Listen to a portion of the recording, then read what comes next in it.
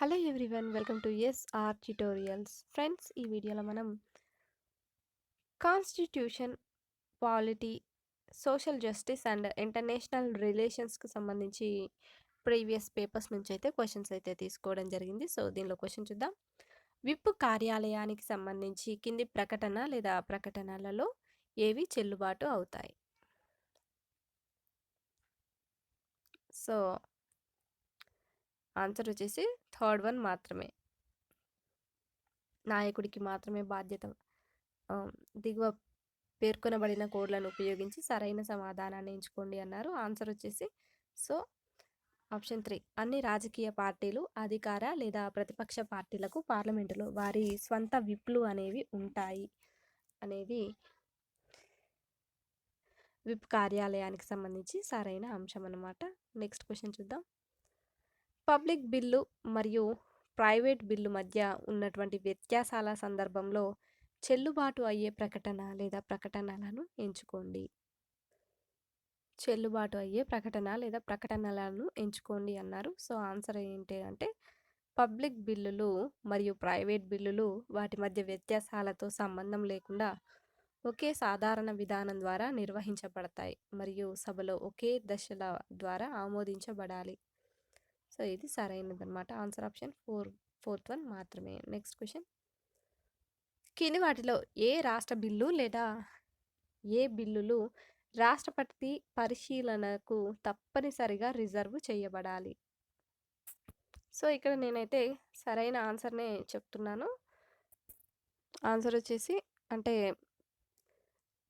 సరి అయినది చెప్పడం జరుగుతుంది. వేరే ఆప్షన్స్ని అయితే చదవడం అనేది జరగట్లేదన్నమాట. ఆన్సర్ వచ్చేసి ఆప్షన్ 3. ఆర్టికల్ 288లోని నిబంధనలను కలిగి ఉండే బిల్లు. ఇదేంటంటే ఏ రాష్ట్ర బిల్లు లేదా ఏ బిల్లులు రాష్ట్రపతి పరిశీలనకు తప్పనిసరిగా రిజర్వ్ చేయబడాలి అంటే ఆర్టికల్ 288లోని నిబంధనలను కలిగి ఉండే బిల్లులు. Next question. కంట్రోలర్ మరియు auditor general of India CAG కార్యాలయానికి సంబంధించి కింది ప్రకటనలను పరిగణించండి.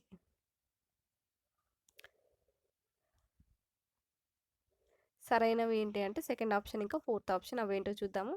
కొన్ని పబ్లిక్ కార్పొరేషన్లు ప్రైవేట్ ప్రొఫెషనల్ ఆడిటర్ల ద్వారా ప్రత్యేకంగా ఆడిట్ చేయబడతాయి మరియు సిఏజీకి అసలు ప్రమేయం ఉండకపోవచ్చు.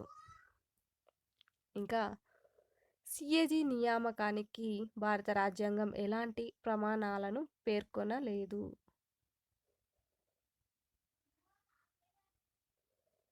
సో ఆన్సర్ వచ్చేసి ఆప్షన్ ఫోర్త్. నెక్స్ట్, వస్తువులు మరియు సేవల పన్ను జిఎస్టీ కౌన్సిల్కు సంబంధించి కింది వాటిలో ఏ ప్రకటన లేదా ఏ ప్రకటనలు చెల్లుబాటు అవుతాయి?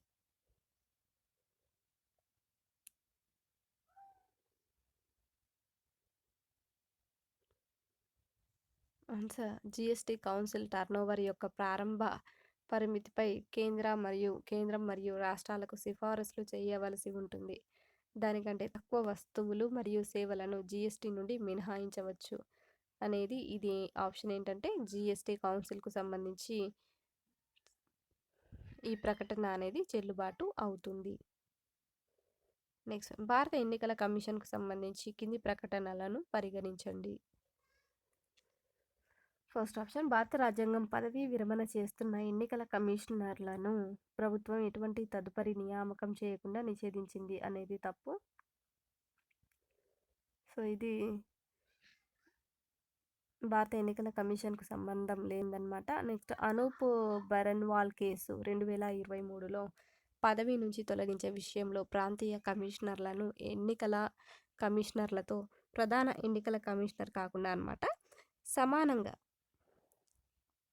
ప్రాంతీయ కమిషనర్లను ఎన్నికల కమిషనర్లతో సమానంగా పరిగణించాలని సుప్రీంకోర్టు ప్రభుత్వాన్ని ఆదేశించింది. Third option.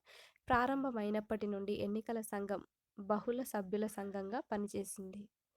Fourth option. భారత ఉపరాష్ట్రపతి పదవికి ఎన్నికల పర్యవేక్షణ, దిశానిర్దేశం మరియు నియంత్రణ అధికారం ఎన్నికల కమిషన్కు ఉంది. సో ఈ ఆప్షన్ ఒకటి మాత్రం సరైనదన్నమాట. ఇదొకటి చెల్లుబాటు అవుతాయన్నమాట. Next question.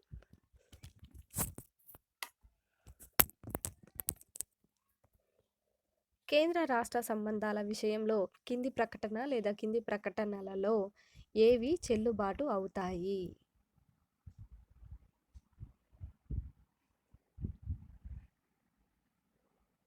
ఫస్ట్ వన్ ఇంకా థర్డ్ వన్ అవేంటో చూద్దాము.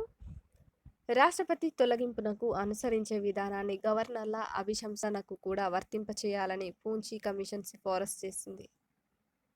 ఇంకా అంతరరాష్ట్ర సంఘము ఏర్పాటుకు సిఫారసు చేసిన మొదటిది సర్కారియా కమిషన్ కాదు. సో ఆన్సర్ వచ్చేసి ఫస్ట్ వన్ ఇంకా థర్డ్ వన్ ఇవి చెల్లుబాటు అవుతాయి. కేంద్ర రాష్ట్ర సంబంధాల విషయంలో ప్రకటనలు అనేవి చెల్లుబాటు అవుతాయి. Next one. కేంద్ర మరియు రాష్ట్రాల మధ్య పన్ను రాబడి పంపిణీకి సంబంధించి కింది ప్రకటనలను పరిగణించండి.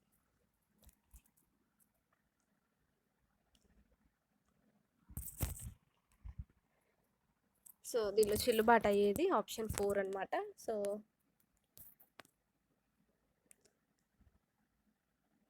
భారత రాజ్యాంగంలోని ఆర్టికల్ 269 కిందకు వచ్చేటటువంటి పన్ను వర్గాల నికర ఆదాయం భారత కన్సాలిడేటెడ్ ఫండ్లో భాగం కాదు అనేది చెల్లుబాటు అవుతాయి. నెక్స్ట్, భారతదేశంలోని మానవ హక్కుల కమిషన్లకు సంబంధించి కింది ప్రకటన లేదా ప్రకటనలు ఏవి సరైనవి?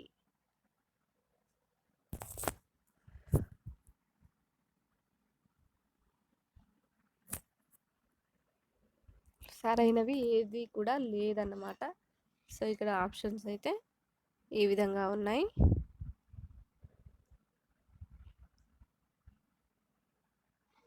సో నెక్స్ట్ క్వశ్చన్ చూద్దాం. పునర్విభజన కసరత్తుకి సంబంధించి కింది ప్రకటనలలో ఏవి సరిగ్గా ఆపాదించబడతాయి? సో ఫస్ట్ ఆప్షన్, ఒక మనిషి ఒక ఓటు అనే సూత్రం పునర్విభజన అమలు అవసరాన్ని పునరుద్ఘాటిస్తుంది. ఇది ఆపాదించబడుతుంది ఈ ఆప్షన్ అనేది. నెక్స్ట్, ఎంపిక చేసిన కొన్ని రాష్ట్రాలు లేదా కేంద్రపాలిత ప్రాంతం అంటే యూటీలలో పార్లమెంటరీ మరియు అసెంబ్లీ నియోజకవర్గాల పునర్విభజన ప్రయోజనం కోసం భారత ప్రభుత్వం పునర్విభజన కమిషన్ను ఏర్పాటు చేయవచ్చు అనేది కూడా ఆపాదించబడుతుంది. అదేవిధంగా భారత పునర్విభజన కమిషన్ నోడల్ మంత్రిత్వ శాఖ చట్టం మరియు న్యాయ మంత్రిత్వ శాఖ అనేది, సో ఇది కూడా ఆపాదించబడుతుంది. ఆన్సర్ ఫస్ట్, సెకండ్ ఇంకా ఫోర్త్ ఆప్షన్స్ అన్నమాట. నెక్స్ట్ క్వశ్చన్, భారతదేశ విదేశాంగ విధానానికి సంబంధించి కింది ప్రకటనలను పరిగణించండి. ఓకే, భారత విదేశాంగ విధానానికి సంబంధించి కింది ప్రకటనలను పరిగణించండి అంటే, భారతదేశం యొక్క యాక్ట్ ఈస్ట్ పాలసీ వాస్తవానికి ఆర్థిక చొరవగా భావించబడింది, కానీ తర్వాత రాజకీయ, వ్యూహాత్మక మరియు సాంస్కృతిక కోణాలలోకి విస్తరించింది. అదేవిధంగా ఇండియా మధ్య ఆసియా శిఖరాగ్ర సదస్సు యంత్రాంగం యొక్క సంస్థాగతీకరణతో కనెక్ట్ సెంట్రల్ ఆసియా పాలసీ ముందుకు తీసుకువెళ్ళబడింది. సో ఇవి రెండు కూడా భారత విదేశాంగ విధానానికి సంబంధించినటువంటి ప్రకటనలకు సంబంధం ఉన్నటువంటివి. నెక్స్ట్ క్వశ్చన్,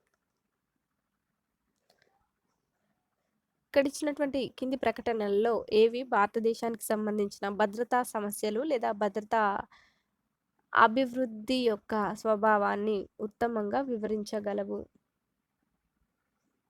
ఫోర్త్ వన్ మాత్రమే, అదేంటో చూద్దాము. మలబార్ బల ప్రదర్శన చతుర్భుజ భద్రతా సంభాషణతో అంటే QSDతో అనుసంధానించబడింది అనేది ఇది ఒకటి సరి అయినదన్నమాట.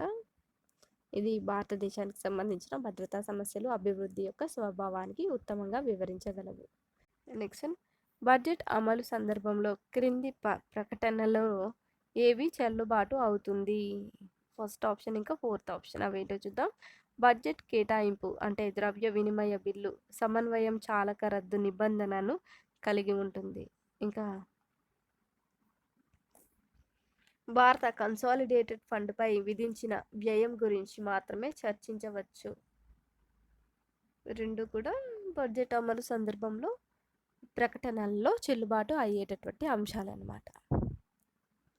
నెక్స్ట్ క్వశ్చన్, భారత రాష్ట్రపతి వీటో అధికారానికి సంబంధించి క్రింది ప్రకటనల్లో ఏవి చెల్లుబాటు అవుతాయి? చెల్లుబాటు అయ్యేవి ఏంటి అంటే ఆప్షన్ థర్డ్ వన్ మాత్రమే. అదేంటంటే భారత రాష్ట్రపతి ప్యాకెట్ వీటోను నిరవధికంగా అనుభవిస్తారు. అయితే అమెరికన్ ప్రెసిడెంట్ క్వాలిఫైడ్ వీటోని కలిగి ఉంటారు.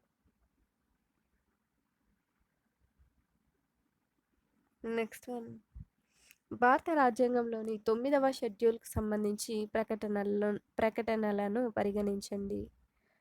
9వ షెడ్యూల్కు సంబంధించి ఇది అంటే భారత రాజ్యాంగంలోని 9వ షెడ్యూల్ ఇదేంటంటే ప్రాథమిక హక్కుల ఉల్లంఘన కారణంగా న్యాయ సమీక్ష నుండి దానిలో చేర్చబడిన కేంద్ర మరియు రాష్ట్ర చట్టాలను రక్షించడానికి ఉద్దేశించబడింది. సెకండ్ ఆప్షన్, ఇందులో పొందుపరచబడిన ఎంట్రీలు కేవలం భూ సంస్కరణలు మరియు జమీందారీ వ్యవస్థ రద్దు అంశానికి మాత్రమే పరిమితం కాలేదు. ఇవి రెండు రాజ్యాంగంలోని 9వ షెడ్యూల్కు సంబంధించినవి. Next one, territory of India మరియు యూనియన్ ఆఫ్ ఇండియా క్రింది ఏ కారణాల వల్ల రెండు భిన్నమైన మరియు విభిన్నమైన వ్యక్తీకరణలు అంటే ఆన్సర్ వచ్చేసి ఫోర్త్ వన్, కేంద్రపాలిత ప్రాంతాలు భారత భూభాగం అనే వ్యక్తీకరణ ద్వారా కవర్ చేయబడ్డాయి మరియు యూనియన్ ఆఫ్ ఇండియా అనే వ్యక్తీకరణ ద్వారా కాదు. నెక్స్ట్ వన్, భారతీయ రాజకీయాలకు సంబంధించి కింది ప్రకటనల్లో దేనిని మీరు సమానత్వంని సూచిస్తూ తగిన ఆలోచనగా అంగీకరిస్తారు?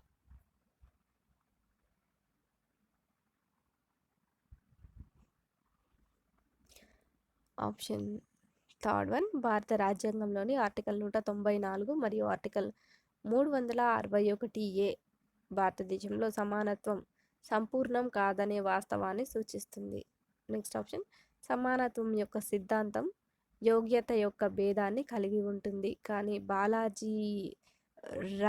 బాలాజీ రాఘవన్ కేసు 1995 ద్వారా ప్రతిపాదించబడిన వంశ పారంపర్య బిరుదులు లేదా ప్రభువుల కారణంగా వ్యత్యాసం కాదు అనేవి.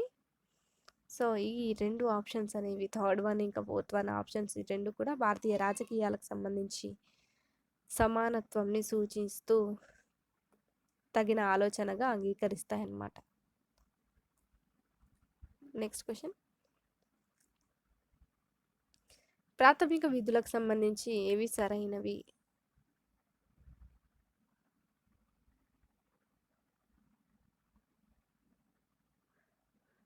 సర్దార్ స్వరణ్ సింగ్ కమిటీ ఏదైనా ప్రాథమిక విధులను పాటించని పక్షంలో జరిమానాలను పరిగణలోకి తీసుకోవాలి అని సిఫారసు చేసింది. సో ఇది ప్రాథమిక విధులకు సంబంధించిన ప్రకటనల్లో సరైనది. నెక్స్ట్, ఆదేశిక సూత్రాలకు సంబంధించి సవరణల ద్వారా భారత రాజ్యాంగంలో క్రింది చేర్పులు లేదా మార్పులు చేర్చబడిన సరైన కాలక్రమం ఏమిటి? సో సరైన కాలక్రమం ఏంటంటే ఫస్ట్ ఆర్టికల్ 48A జోడించడం జరిగింది. ఆ తర్వాత ఆర్టికల్ 38కి సంబంధించిన రెండవ అంశాన్ని జోడించడం జరిగింది. నెక్స్ట్ ఆర్టికల్ 45 యొక్క విషయం యొక్క మార్పు. Next article 43B జోడింపు.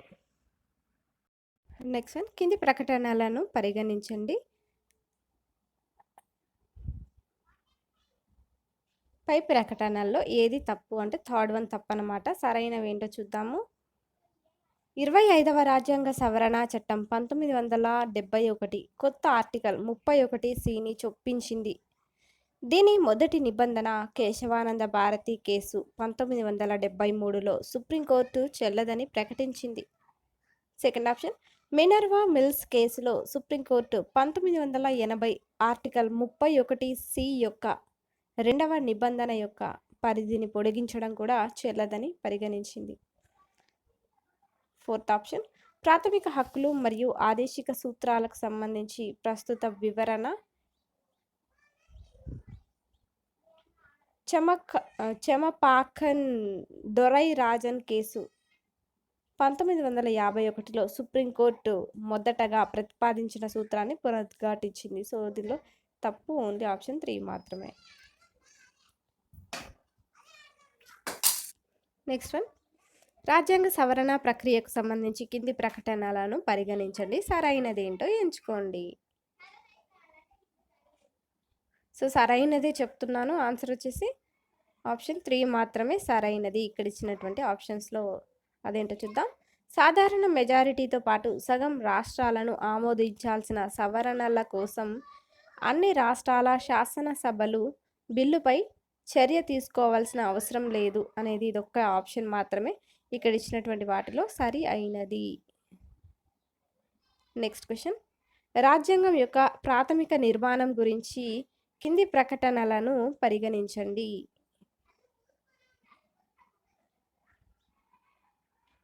వీటిలో ఏవి సరైనవంటే సెకండ్ వన్ ఇంకా థర్డ్ వన్ మాత్రమే సరైనవి. అవేంటో చూద్దాము. ప్రస్తుతం భారత రాజ్యాంగంలోని ఆర్టికల్ 368 ప్రకారం పార్లమెంట్ రాజ్యాంగంలోని ప్రాథమిక నిర్మాణంపై ప్రభావం చూపకుండా రాజ్యాంగంలోని ఏదైనా భాగాన్ని సవరించవచ్చు. ఇంకా థర్డ్ ఆప్షన్, రాజ్యాంగాన్ని సవరించడానికి పార్లమెంటుకు ఉన్న పరిమిత అధికారం కూడా రాజ్యాంగం యొక్క ప్రాథమిక నిర్మాణంలో ఒక అంశం. సో ఈ రెండు ఆప్షన్స్ సరైనవి. Next question. పార్లమెంటరీ అధికారాలకు సంబంధించి కింది వాటిలో సరైన ప్రకటన ఏది అంటే ఆన్సర్ ఆప్షన్ 4. అదేంటో చూద్దాం. పార్లమెంటు సమావేశాల సమయంలో సభ్యులను అరెస్టు చేయలేరు, కానీ ఈ ప్రత్యేక హక్కు కేవలం సివిల్ కేసులలో మాత్రమే అందుబాటులో ఉంటుంది మరియు క్రిమినల్ కేసులు లేదా ప్రివెంటివ్ డిటెన్షన్ కేసులలో కాదు. ఇదొకటి మాత్రమే పార్లమెంటరీ అధికారాలకు సంబంధించి సరైన ప్రకటనలలోనిది. Next one. లోక్సభలో రాజ్యసభకు సమాన హోదాను ఏ ప్రకటన ద్వారా వివరించవచ్చు? ఆన్సర్ సిఏజీ నివేదికను పరిగణలోకి తీసుకోవడం, రాష్ట్రపతి ద్వారా మూడు రకాల ఎమర్జెన్సీల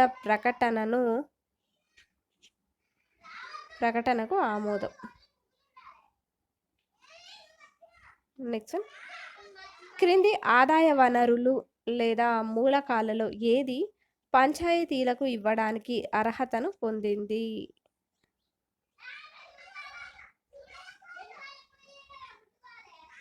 సెకండ్ వన్ మాత్రమే. అదేంటంటే రాష్ట్ర ప్రభుత్వం నుండి రుణాలు. ఇదొకటి మాత్రమే ఆదాయ వనరులలో పంచాయతీలకు ఇవ్వడానికి అర్హతను పొందింది రాష్ట్ర ప్రభుత్వం నుండి రుణాలు మాత్రమే. నెక్స్ట్, ఇక్కడ ధృవీకరణ ఏ కారణం 6 అంటూ ఇచ్చారు. సో వీటిలో సరైనవి ఏంటో ఎంచుకోవడం అనమాట. రెండు చూద్దాము. ప్రకటన ఏలోని అంశం సొంత వనరుల సేకరణకు సంబంధించి ఇంటర్మీడియట్ మరియు జిల్లా స్థాయిలలోని పంచాయతీల కంటే గ్రామ స్థాయిలో పంచాయతీలు మెరుగ్గా ఉన్నాయి. కారణం, గ్రామ పంచాయతీలు వారి స్వంత పన్నుల హక్కును కలిగి ఉంటాయి, అయితే ఇతర 2 అంచెలు అంతర్గత వనరుల ఉత్పత్తి కోసం టోళ్ళు, ఫీజులు మరియు పన్నేతర రాబడిపై మాత్రమే ఆధారపడాలి. రెండు కూడా నిజమే. మరియు రీజన్ అనేది ఏని వివరిస్తుంది. Okay, next question. బిల్లుల కాలదోషం వలన రద్దుకు సంబంధించి ప్రకటనల్లో ఏది చెల్లుబాటు అవుతాయి? థర్డ్ వన్ మాత్రమే చెల్లుబాటు అవుతుందని. అదేంటంటే ఉభయ సభలు ఆమోదించినప్పటికీ. ఓకే, బిల్లు కాలదోషం వలన రద్దుకు సంబంధించి ఉభయ సభలు ఆమోదించినప్పటికీ రాష్ట్రపతి ఆమోదం కోసం పెండింగ్లో ఉన్న బిల్లు ముగియదు. Next one. Law commission of ఇండియాకు సంబంధించి కింది ప్రకటనల్లో ఏది తప్పు అంటూ ఇచ్చారు. ఆన్సర్ ఆప్షన్ 4 అన్నీ.